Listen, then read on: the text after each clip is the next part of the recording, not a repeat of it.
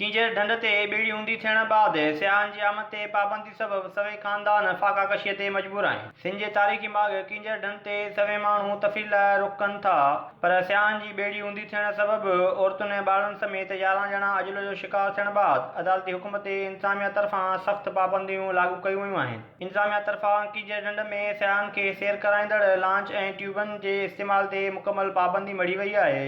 Launch ऐं ट्यूबनि ते पाबंदी लॻण सबबि सभई ख़ानदान रोज़गार खां महरूम थी विया आहिनि, जंहिं करे संदनि घरनि में फाका कशी वारी सूरताल आहे।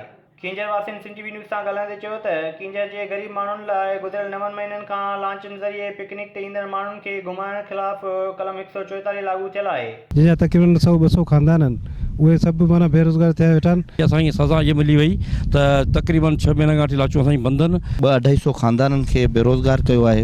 इहा हिकिड़ी सिस्टम जी नाअहली आहे।